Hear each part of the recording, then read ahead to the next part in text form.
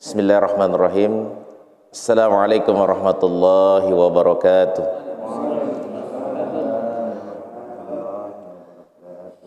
Alhamdulillah, alhamdulillahi rabbil alamin, wa bihi nasta'inu ala umuri dunya waddin. Salatu wassalamu ala asrafil anbiya'i wal mursalin, sayyidina wa maulana wa habibina wa syafi'ina Muhammad bin Abdullah sallallahu alaihi wasallam wa ala alihi wa ashabihi ajma'in, amma ba'd. Qala Allah ta'ala fi kitabihil karim wa huwa asdaqul qailin. A'udzu billahi minasy syaithanir rajim. Bismillahirrahmanirrahim. Qad aflahal mu'minun alladzina hum fi salatihim khashi'un walladzina hum 'anil lagwi mu'ridun. Shadaqallahul 'azim wa sadaqa rasulil karim wa nahnu ala dzalika minasyahidin wa dzakirin walhamdulillahi rabbil alamin. Hadirin sidang jamaah subuh Masjid Al-Mukhlisin yang insyaallah seluruhnya dimuliakan dirahmati Allah Subhanahu wa taala. Teristimewa gurundah kami Al-Mukarram Dr. Andes Sulaiman Gosalam sebagai pembina kami di P4D Al-Markas, dan tanpa terkecuali hadirat yang insyaallah seluruhnya dimuliakan dirahmati Allah Subhanahu wa taala. Alhamdulillah, pada subuh hari ini Allah kembali menghidupkan kita setelah mematikan kita semalam dari mati kecil, karena sungguhnya tidur itu adalah mati kecil. Salawat dan taslim kepada junjungan Nabi Allah Muhammad sallallahu alaihi wasallam sebagai uswatun hasanah, contoh teladan terbaik kita dalam kehidupan kita sehari-hari.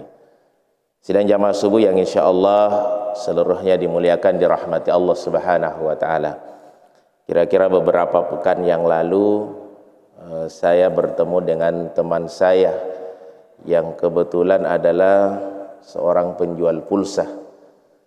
Waktu itu saya beli pulsanya, terus dia sempat curhat.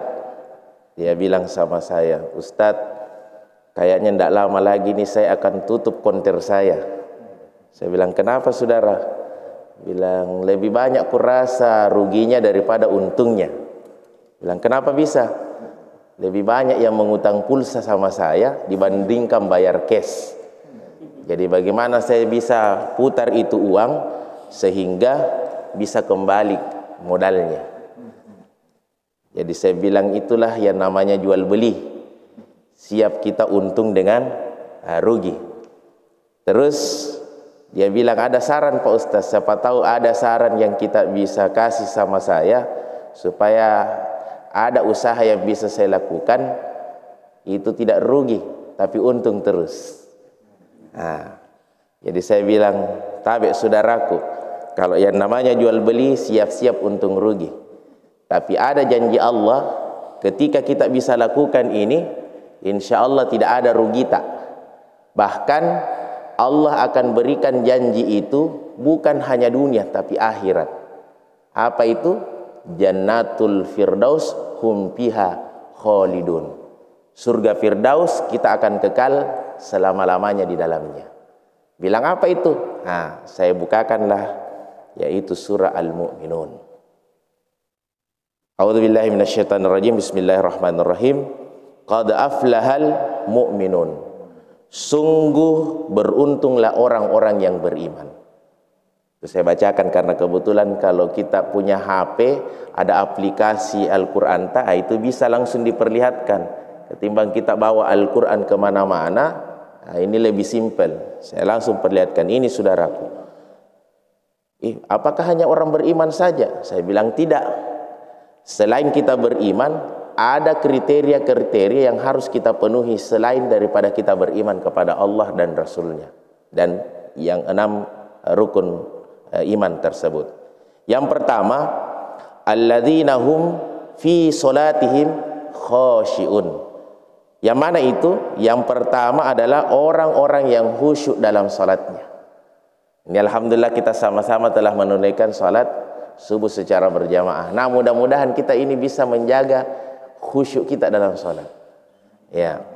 Yang pertama yang saya ingin bagi dari pengalaman, bahwa khusyuk itu bukan hanya sekedar mulai dari takbiratul ihram sampai selesai salat. Kalau saya tidak salah, Imam Al-Ghazali pernah menyampaikan, ketika sudah ada niat, ketika kita mau mendirikan salat, disitulah khusyuk itu sudah dilakukan. Bahkan sampai selesai salat, khusyuk itu sudah dilaksanakan. Nah, ini kalau kita mau ikuti pendapatnya Imam Al-Ghazali memang sulit. Kenapa? Coba. Baru kita keluar rumah, niat untuk pergi salat di masjid, ketemu dengan teman tak, cerita lagi. Berarti apa? Masih ada unsur dunia. Ya kan? Belum lagi kita pergi ambil air wudu. Selesai ambil air wudu, ada di teman tak bertanya, dari mana Pak Ustaz? Cerita lagi. Hilang lagi khusyuk kita. Jadi paling tidak usahakanlah mulai dari takbiratul ihram sampai kita salam ke kanan dan ke kiri, di situ kita lakukan khusyuk kita. Nah, mudah-mudahan dengan seperti itu kita jaga, mudah-mudahan kita bisa raih ini yang namanya salat yang khusyuk. Bahkan pernah kalau saya tidak salah Pak Ustaz, ada pelatihan salat khusyuk itu di Masjid Raya. Waktu itu saya tidak tahu siapa yang menyampaikan itu, kalau saya tidak salah Guru Kiai Haji Sanusi Baso LC. Nah, beliau salah satunya menyampaikan itu, bahwa usahakanlah Loki kalau bisa pada saat ada beberapa tempat kita khusyuk. Satu, ketika membaca suratul Fatihah. Beliau sampaikan. Yang kedua, pada saat membaca solawat, Allahumma sholli, itu pada saat kita tahiyat. Kemudian yang ketiga adalah pada saat kita membaca tahiyat akhir disambung dengan doa sebelum salam. Karena ada doa di situ.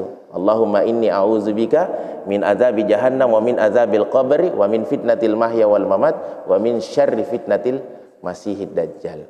Bahkan kalau kita baca beberapa riwayat, tidak sah salatnya seseorang kalau tidak membaca Al-Fatihah. Nah, artinya perbaiki bacaan Al-Fatihah kita. Siapa tahu ketika kita membaca Al-Fatihah masih melanglang buana kita punya pikiran. Nah, ini yang pertama. Jadi kalau kita mau betul-betul beruntung, ini tidak akan ada ruginya. Perbaiki salat kita sehingga kita bisa meraih salat yang khusyuk. Yang pertama hadirin. Kemudian yang kedua, walladzina hum 'anil lagwi mu'ridun, dan orang-orang yang menjauhkan diri dari perbuatan dan perkataan yang tidak berguna atau sia-sia. Nah, berapa banyak biasa di antara kita ini kita melakukan yang sia-sia. Ini ada kata perbuatan dan perkataan. Kita mulai dulu dari perkataan karena ini biasa yang simpel-simpel. Berapa banyak biasa di antara kita tanpa sengaja karena emosi yang terbawa dengan kita, keluar kata-kata kasar. Ini terutama mohon maaf kalau orang Bugis Makassar. Nah, biasa itu ada kata kakbu, ada juga kata pokoknya macam-macam nih. Nah, ini kan tidak ada gunanya dan itu bisa berdampak sama generasi kita. Kalau itu biasa sering dengar, itu juga menjadi kebiasaan. Saya ingat sekali hadirin, ketika pertama kali saya mengajar di sebuah SD. Saya tidak usah sebutnya sebelum di sini. Itu pertama yang saya dapatkan, hadirin, bahasa itu dulu, anak S. Kalau dia bicara, saya panas itu telinga, saya bilang la ilaha illallah. Kenapa kok bisa seperti ini? Kok masih anak SD sudah? Itu bahasa yang pertama. Dan dianggap bahwa bahasa ini adalah bahasa kebiasaan, bahasa hari-harinya.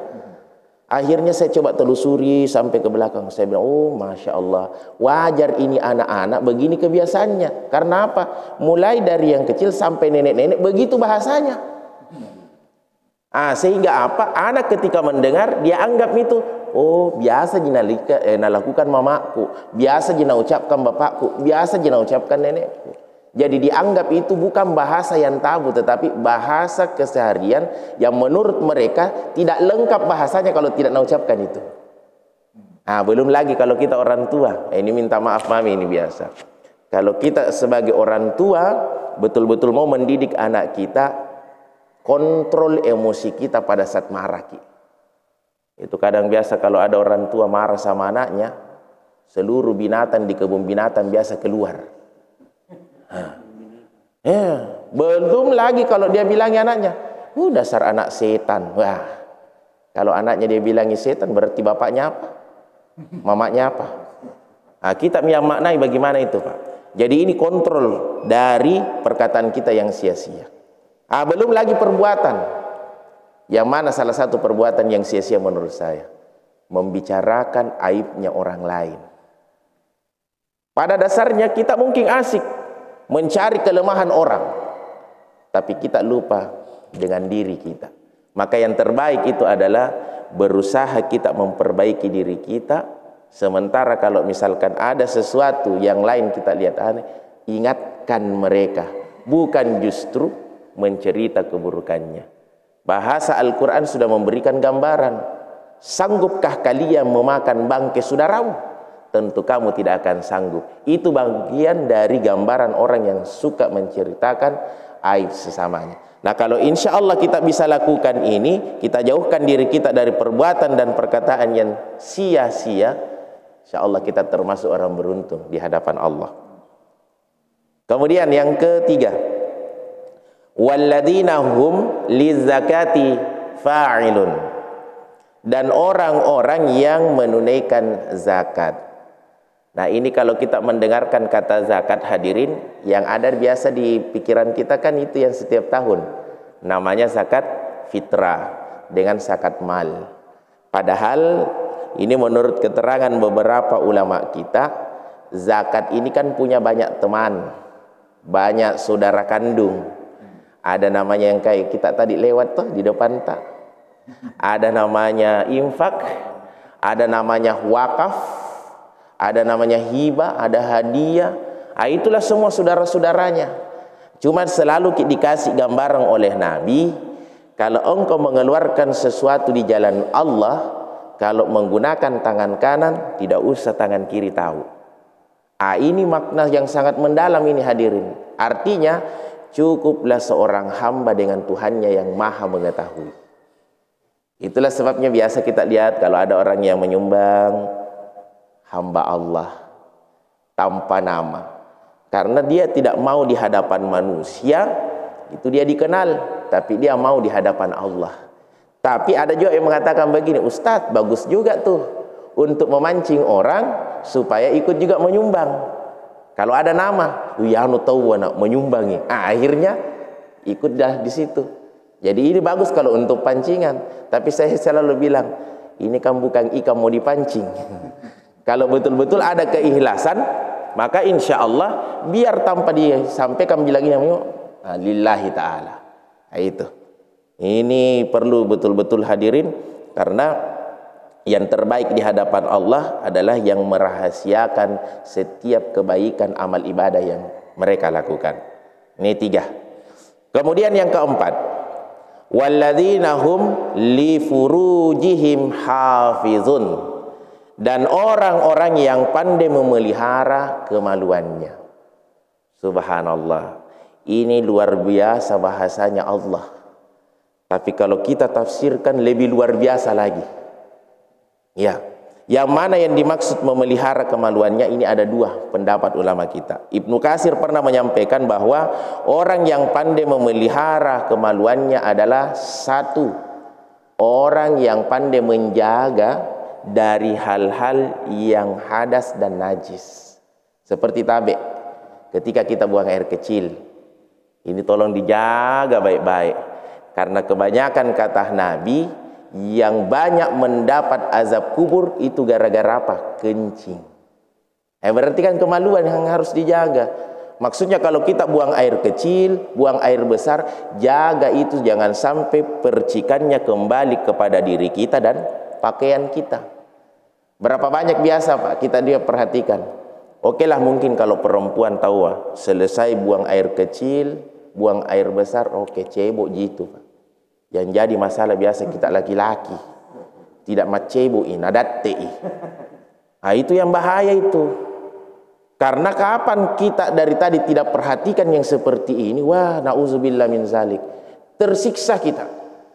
Kenapa tersiksa? Satu, itu orang tua dulu kita, ada namanya, dia bilang orang, purano mas isi tinja, satinja dia bilang. Maksudnya, kamu sudah betul-betul bersih pada saat kau buang air kecil. Kami dulu mengatakan, sudah, karena kita sudah cuci. Terus dia bilang, kalau begitu belum. Saya tanyalah, maksudnya bagaimana yang dibilang itu? Dia bilanglah sama kita, elok kau misengi. Ternyata itu kalau kita selesai buang air kecil, Bapak, itu dia kasih begini jempolnya di sini, dipusar. Ini dipusar.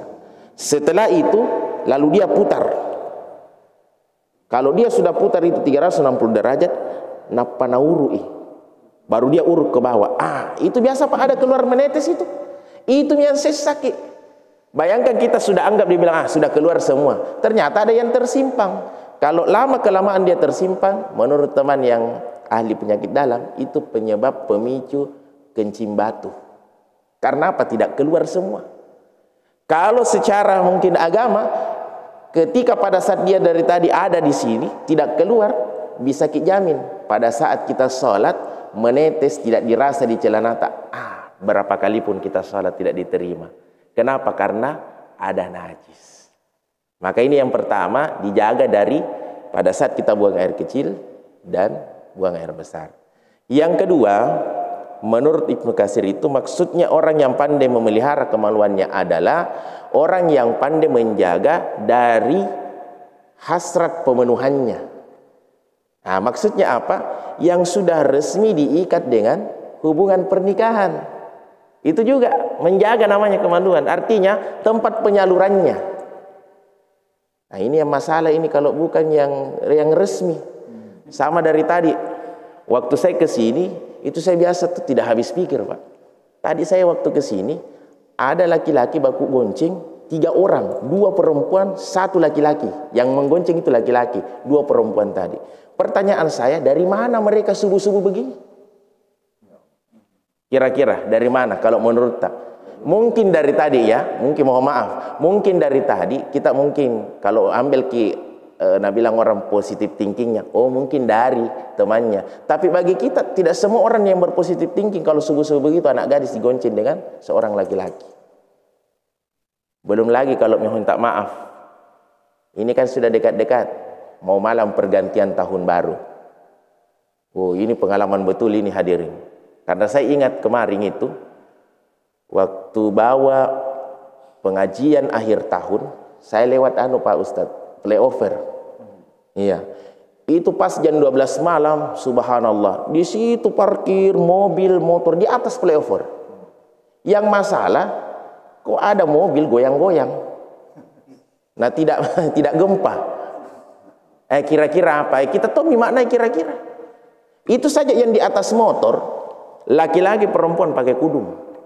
Tidak pernah ke orang tua ini berpikir, anakku kok sudah jam sekian kok belum pulang. Ya kan?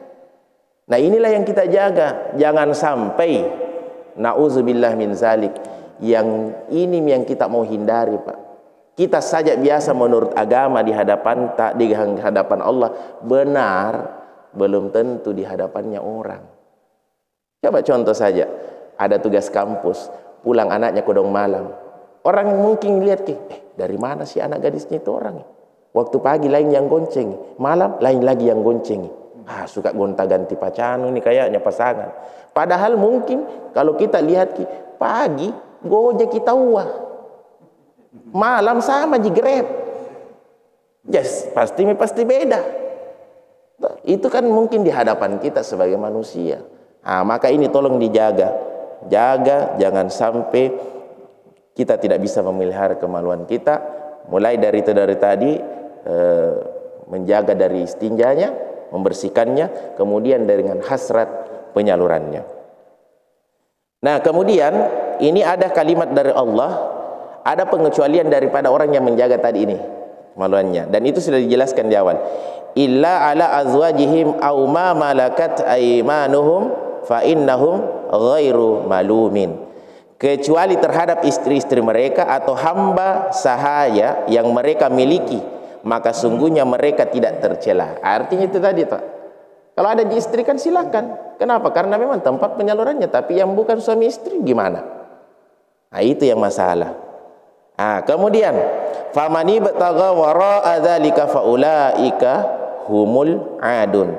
Tapi barang siapa mencari di balik itu, nah ini maksudnya tadi, zina dan sebagainya, maka mereka itulah orang-orang yang melampaui batas. Jadi sungguh luar biasa itu bahasanya Allah kepada kita. Nah, tetapi kadang biasa, karena kita biasa memahaminya saja secara teks, tidak memahami secara kontekstual. Nah, seperti ini, seperti dari tadi. Ustaz, itu kan yang khusyuk. Jadi kalau kita tidak khusyuk, berarti tidak diterima min sholat. Jam apa yang sholat? Karena saya kalau sholat kak, suka kebiasa melanglang buat. Tidak nak tinggalkan. Dia tidak lakukan lagi. Padahal bagaimana kita semaksimal mungkin bisa lakukan itu. Ya, selanjutnya dilanjutkan dengan kalimat terakhir, walladzina hum li amanatihim wa ahdihim ra'un. Dan orang-orang yang memelihara amanat-amanat dan janjinya. Ada dua yang kita mau garis bawahi, amanat dan janji-janjinya. Hati-hati kalau diberikan amanah. Banyak sekarang, Pak. Begitu dapat amanah, dia nak lupa janjinya. Pilih saya. Kalau saya maka saya akan anu-anu. Apa anu-anu? Ini yang banyak terjadi sekarang kan begitu. Apalagi itu kalau caleg. Ya toh? Nah janji ki begini, nah janji ki begini. Begitu terpilih deh, nah lupa ki. Pokoknya gampang itu. Kita kan dekat dari rumah Pak Haji. Apalagi ada hubungan keluarga. Satu kampung ki. Telepon maka. Begitu terpilih, nah ganti nomor HP-nya. Tuh. Ini mito.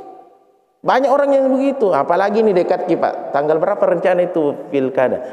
Tanggal 9. Hati-hati Ki. Hati-hati.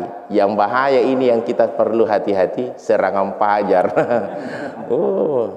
Ini kalau subuh begini itu biasa ada ketuk-ketuk. Assalamualaikum. Ini 1 juta ya, berapa Ki di dalam? 5 orang. Tapi ingat kina nomor sekian itu. Hati-hati sekali Pak. Inilah dari tadi, jangan sampai ada amanah akhirnya kita ingkari itu amanah. Bahkan saya punya Pak, ini kalau khusus yang ini ada kejadian yang pernah saya dapat Pak, dan alhamdulillah itu jadi pelajaran buat kita semua. Ini anak sekarang saya ajar privat di rumahnya, baru kelas 2 Pak. Dari mana itu? Dari orang tua waktu pas saya mengisi pengajian majelis taklim. Dia curhat sama saya. Ini beberapa tahun yang lalu Pak. Ustadz, saya mau tanya kodong ini. Saya bilang, kenapa Bunda? Saya ini sudah berumah tangga. Sampai Pak Ustaz Ji, tolong rahasiakan ini. Dia bilang begitu. Bilang, enggak apa-apa Ji. Biar tidak dirahasiakan. Masa berumah tangga tak mau juga dirahasiakan? Dia bilang, maksudku saya Ustaz, saya berumah tangga ini sudah kurang lebih 10 tahun. Nah, terus apa masalah tak? Selama tenggang 10 tahun, belum Pak dikasih anak. Jadi saya bilang, tadi Bunda, kita sudah periksa enggak? Alhamdulillah Ustaz, 5 dokter ahli kandungan. Semua mengatakan saya suamiku normal. Jadi saya bilang, kalau begitu kembali pakai Bunda. Kayaknya Allah itu masih membutuhkan uluran tangan tak. Nah suka kalau menangis tengah malam minta kepada Allah. 2 minggu kemudian dia telepon saya, Ustaz tidak ada hasilnya. Bilang maksudnya 2 minggu masalah tahajud, 2 minggu masalah duha, menangis lagi tidak ada hasilnya. Coba dia bilang begitu. Jadi saya bilang begini Bunda, itu kan salah satu cara. Tapi sekarang kita ingat, adakah tidak amanah yang pernah dikasih Ki, lantas amanah itu kita abaikan. Ingat-ingat. Di telepon itu dia bilang, perasaan Ustaz tidak ada. Jadi saya bilang, jangan Ki pakai perasaan. Ingat Ki dulu. Kapan-kapan kita ingat baru kita telepon. 1 minggu berselang, langsung dia telepon. Astaga Pak Ustaz, minta maaf Kak ini Pak Ustaz. Baru saya ingat, itu ibundaku sebelum meninggal, dia pernah bilang begini, kalau panjang umur nak kasih Ki rezeki Allah Ta'ala, sama-sama Ki satu keluarga berangkat umroh. Ternyata Itu dari tadi ungkapannya orang tua, belum kasihan sempat terwujud, meninggal dunia. Sampai meninggal dunia, tidak lakukan bilang berangkat sama-sama. Tuh. Itu kan seolah-olah Pak kayak Tong bilang isyarat bahwa dia kasih ke pesan terakhir atau wasiat. Jadi saya bilang, Kak, begini Bunda, kita kan sudah naik tanah suci, sudah haji maki. Apa susahnya dari tadi? Apalagi kalau ada di rezeki kita, bawa maki itu. Terus maksudnya Ustaz, karena ini kan mamaku sudah tidak ada nih. Aniatkan mamaki bahwa saya sudah lakukan ya Allah, mudah-mudahan dengan ini yang menjadi asbab sehingga saya bisa dapat keturunan. Ah, begitu berangkatlah. Dia sudah pasang itu semua anunya, anaknya apa, suaminya dengan saudara ibunya. Berangkatlah. Pas sampai di bandara Madinah, ya, dia telepon saya. Alhamdulillah Ustaz, kami ini sudah berada di Madinah. Tolong doanya di Pak Ustadz. Saya bilang insya Allah Bunda, insya Allah. Akhirnya pas sampai di sana beribadahlah. Nah, dia telepon lagi 1 hari sesudahnya, bilang Ustadz saya ada di Raudah ini. Apa yang kira-kira saya harus minta? Salah satu tempat yang paling afdal kita berdoa Bunda itu adalah di Raudah. Silakan minta kepada Allah, terutama itu yang niat tak. Minta ke situ. Sudah. Nah, beberapa hari karena dia ambil itu yang program 12 hari. Ya, 12 hari sudah kembali. Saya hitung-hitung, kok 12 hari ini belum ada kabar-kabarnya, barusan tumbang ini. Padahal waktu berangkat baru sampai di bandar sudah telepon. Masuk di Raudah telepon lagi. Ini kok tidak ada nih? Loh, barangkali takut ditagi dengan kurma dengan air zam-zam ini kayaknya. Itu perasaan saya waktu itu. Nah, akhirnya pas hari ke-15 baru menelpon.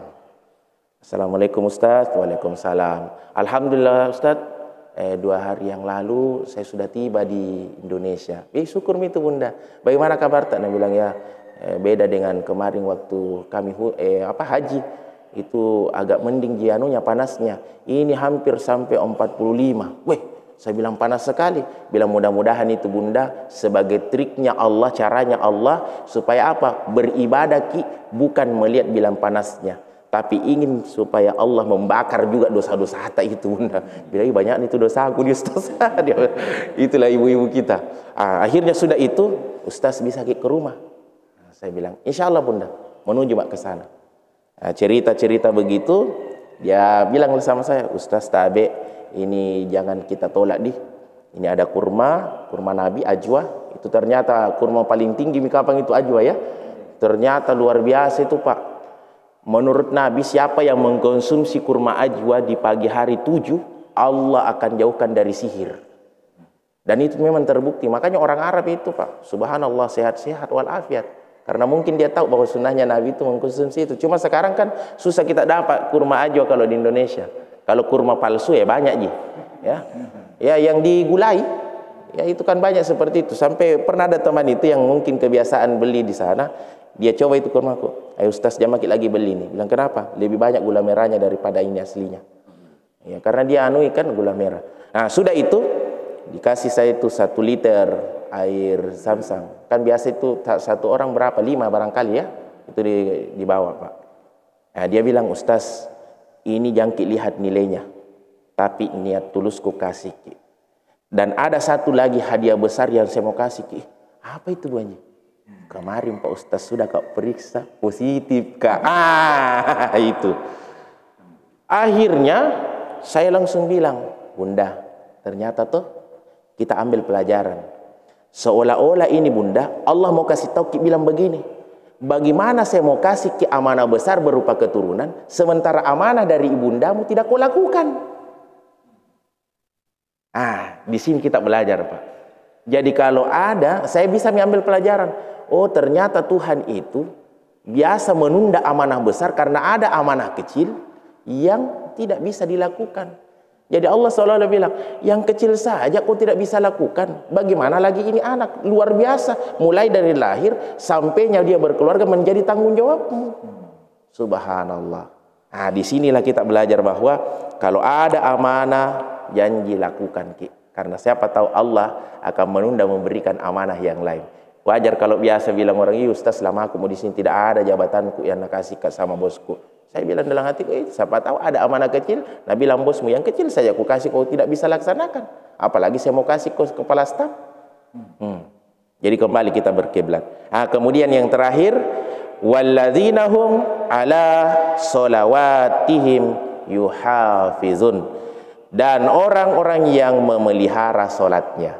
Ini hebatnya ini ayat, Allah membuka dengan kalimat solat, menutup juga dengan kalimat solat. Coba yang dari tadi kan alladzina hum fi sholatihim khashi'un, orang yang khusyuk dalam solatnya. Tapi ini terakhir, orang yang pandai memelihara solatnya. Artinya bukan hanya khusyuknya, tetapi mulai pada saat niatnya, pada saat dilaksanakan, bahkan sampai di luar daripada sholat, di bawah ini. Mana contoh? Satu, misalkan ketika pada saat kita takbiratul ihram. Ini takbiratul ihram kan mengangkat kedua tangan. Kira-kira apa simbolnya, Pak? Simbol mengangkat kedua tangan ini adalah bentuk penyerahan diri. Kan kita angkat tangan tuh, angkat tangan, menyerah. Tapi mampukah kata simbol kita takbiratul ihram dibawa dalam kehidupan kita sehari-hari? Ada masalah tak? Sama siapa kita minta tolong? Sama Allah. Tapi biasa lebih mengandalkan pertolongan manusia. Pak, minta tolong Kak, kasihan. Kenapa? Anak saya mau dia bayar uang kuliahnya. Terus, apa masalah tak? Ini kasihan belum Pak terima. Bagaimana itu Pak? Bisa ke kodam pinjam? Yang bilang tadi apa dia bilang? Maaf Pak, sama-sama jadi kosong. Kira-kira bagaimana Pak? Kecewa kan? Kenapa? Karena kita minta pertolongan sama orang. Maunya dulu, kita minta dulu sama Allah. Kita kan terbalik. Sama manusia dulu, baru kepada Allah. Tidak berhasil di hadapan manusia, baru makin datang sama Allah mengeluh. Ya Allah, tidak ada yang bisa bantu Kak. Kita mami nih. Mungkin Allah bilang, siapa suruh kok Kak? Harusnya kamu dulu datang sama saya, barulah dari tadi saya punya urusan. Tuh. Karena jelas kan, iyyaka na'budu wa iyyaka nasta'in. Hanya kepada Engkau ya Allah kami menyembah, kepada Engkau ya Allah kami mohon pertolongan. Tapi kita biasa rubah, iyyaka na'dukung wa iyyaka nasta'in. Hanya kepada dukun dengan sandro kami minta pertolongan. Ini yang banyak terjadi. Jadi kalau begitu, kembali minta kepada Allah, ya Allah, saya punya masalah, tidak ada yang bisa memberikan solusi dari masalahku ini kecuali Engkau ya Allah. Sampai tentu Allah berkata, malaikat ini betul-betul dari hati dia minta, sekarang bantu kabulkan doanya. Mungkin datang sama kita Pak, itu malaikat, nah puru-puru suki datang nih, itu orang pergi ke masjid. Sampai di masjid, tentu orang kalau ada masalahnya Pak, beda dengan orang tidak ada masalah. Kalau ada masalahnya kenapa Pak? Bengkot 30 mukanya. Iya kan? Kenapa bengkot 30? Karena ada masalahnya. Tapi coba orang tidak ada masalahnya, baru masuk assalamualaikum tersenyum. Di situ kita lihat, kenapa ini Bapak? Biasanya kalau dia datang ke sini tersenyum. Kenapa ini kok cemburu sekali? Kenapa Pak? Ada sebenarnya masalah aku ini aja. Terus dia bilang, masa kita sama-sama bersahabat Pak, tidak mau curhat sama saya? Bilang makin, tidak enak Pak Haji deh. Masa saya mau bilang sama kita masalahku? Karena kita desat, saya ini kan anggaplah orang tua tak nak. Masa tidak mau, siapa tahu saya bisa berikan solusi. Terus apa dia bilang? Mau Kak bayar kasihan uang kuliah ini Pak Haji, tapi belum kasihan dapat kiriman bapakku. Tenang aku nak, kemarin saya baru terima pensiunku, pakai kok itu. Itu enak kan? Kenapa? Karena kita minta dulu kepada Allah, lantas Allah yang punya urusan untuk menyelesaikan masalah. Itulah yang dimaksud dari tadi, orang yang memelihara salatnya. Artinya apa? Bukan hanya pada saat gerakannya dalam salat dia pakai, tapi gerakan salat itu menyerahkan dirinya, dia pakai juga dalam kehidupannya sehari-hari. Lantas kalau bisa dilaksanakan itu, apa janji Allah? Ulaika humul warisun, mereka itulah yang akan mewarisi, alladzina yarisunal firdaus hum fiha khalidun, yakni orang yang mewarisi surga firdaus, dia akan kekal selama-lamanya di dalamnya. Begitu saya sampaikan itu, teman langsung bilang, ternyata Pak Ustaz ada tuh jepang usaha tidak ada ruginya. Saya bilang, itu nih, daripada kita selalu bilang untung rugi. Memang kalau jual beli, tapi kalau laksanakan kini, mana ruginya? Kasih dia mak. Saya bilang, iya insya Allah Ustaz, nanti saya laksanakan. Mudah-mudahan kita juga yang subuh hari ini mendengarkan kajian ini, bisa kita menjadi orang-orang yang beruntung, tidak mendapatkan kerugian, akan tetapi keberuntungan yang berlipat ganda dari Allah Subhanahu wa taala. Inilah yang bisa kami sampaikan pada subuh hari ini. Semoga bermanfaat. Mari kita tutup dengan kita berdoa dulu kepada Allah. Semoga Allah Subhanahu wa taala menerima dan mengijabah doa-doa kita. Bismillahirrahmanirrahim. Alhamdulillahirabbil alamin. Hamdan na'imin, hamdan syakirin, hamdan yu'afi ni'mahu yukafi mazida. Ya Rabbana lakal hamda kama yanbaghi li jalalikal karim wa 'azimi sultanik. Allahumma salli wa sallim ala sayyidina Muhammadin wa ala alihi wa sahbihi ajma'in. Ya Allah, ya Rahman, ya Rahim, ya Maha Pengasih lagi Maha Penyayang, curahkanlah kasih sayang-Mu kepada kami seluruhnya yang hadir di tempat ini, ya Allah. Ya Allah, ya Ghaffar, yang Maha Pengampun, ampunkanlah atas segala dosa-dosa kami, ya Rabb, baik yang kami lakukan dengan sengaja maupun yang kami lakukan dengan tidak sengaja. Dosa-dosa yang kami telah lakukan yang lalu maupun yang akan datang, bahkan dosa dan hilap yang Engkau lebih mengetahuinya daripada kami, ya Rabb. Ya Allah, ya Tuhan kami, berikanlah kami kekuatan dan keistiqomahan agar apa yang kami dapatkan pada subuh hari ini mampu kita amalkan dalam kehidupan kita sehari-hari. Ya Allah, ya Tuhan kami, jadikanlah kami sebagai hamba-hamba-Mu yang beruntung di hadapan-Mu, ya Allah. Ya Allah, ya Tuhan kami, terima dan kabulkanlah doa-doa permohonan kami ini. Rabbana zalamna anfusana wa illam taghfir lana wa tarhamna lanakunanna minal khasirin. Rabbana atina fid dunya hasanah wa fil akhirati hasanah wa qina adzabannar. Subhana rabbika rabbil izzati amma yasifun wa salamun alal mursalin walhamdulillahi rabbil alamin. Bisirril Fatihah.